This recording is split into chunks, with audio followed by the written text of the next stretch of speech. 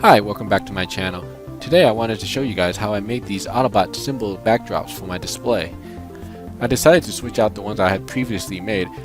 I liked them for what they were, but I wanted to add something with a little bit more color and also something that would add a focal point to my display. So I thought, why not something as iconic as an Autobot symbol? So please follow along as I go through my work process.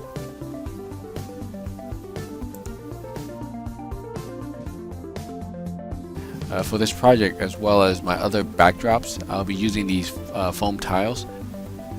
What I like about this material is the thickness. It looks like it's about 1/4 of an inch, which is ideal for what I'm building. These tiles are pretty easy to find. These particular ones were originally meant for a kid's room, but we're going to repurpose them for this.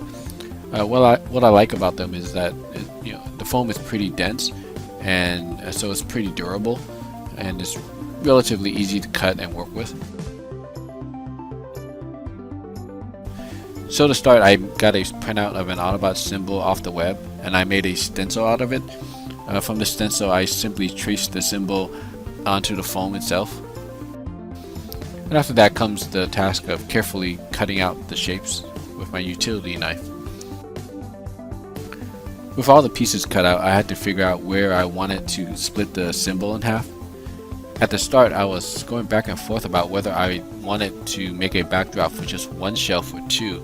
Because my Autobot shelves were 2 shelves wide, I wanted the symbol to feel balanced, so I ultimately decided splitting it down the middle was the best way to do that. And I knew I wanted to keep the center edge jagged, not only because I thought it would look more interesting, but it was also in keeping with the look of my other backdrops. What this meant is it just made things a little trickier for me to figure out where to make all my cuts.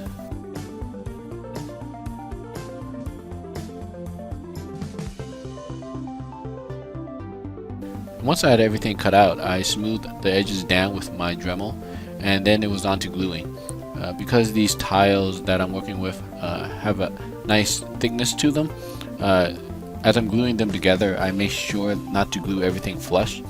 Some areas are raised and some are recessed. This gives it an illusion of different thicknesses, almost like a relief, and gives everything the 3-dimensional look that I'm looking for.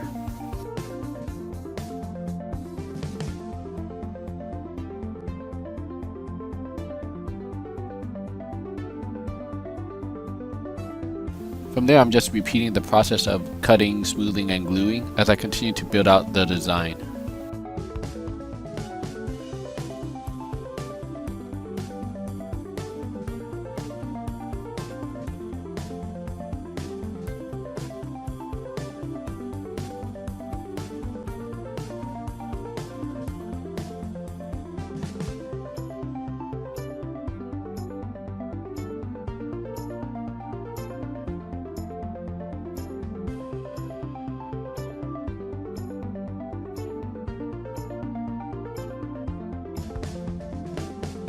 And here's the assembled backdrop, and you can see how it splits down the middle here.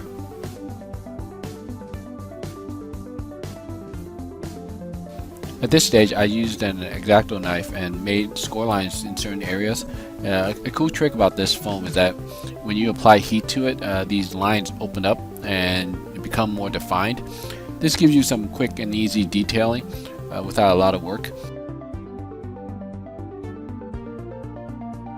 And after that, I added a couple of nicks and marks to rough it up a bit. And finally, we can move on to paint.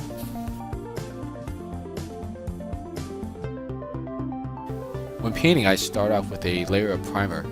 In this case, it's a dark brown, and the paint I'm actually using is house paint. I get mine at my local hardware store, and this particular brand is the Bare water-based interior paint.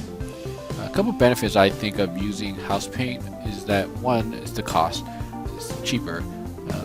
I buy the little sample sizes for just under $4, which is cheaper than buying the tubes of acrylic paint.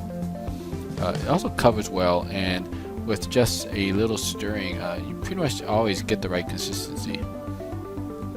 You also have the benefit of a wide range of color choices available to you, and as long as you know the color code, you can always go back and get more paint, and you know that it's going to be a perfect match.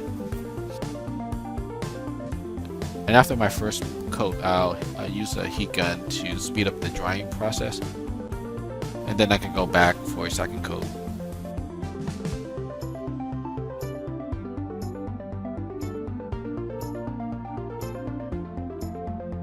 Once that's dried, I can now move on to my base colors. These two also takes about 2 or 3 coats to get an even color. And then I repeat this for the oranges and then the red for the symbol.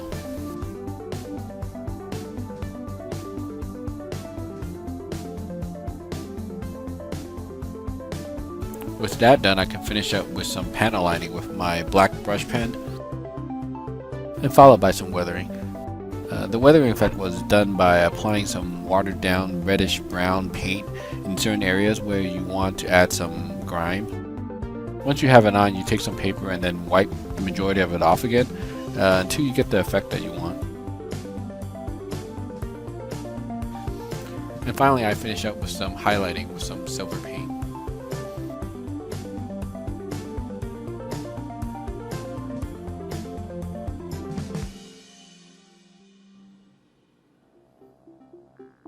And as always, thank you for watching. Please comment, like, and subscribe for more content. Till next time.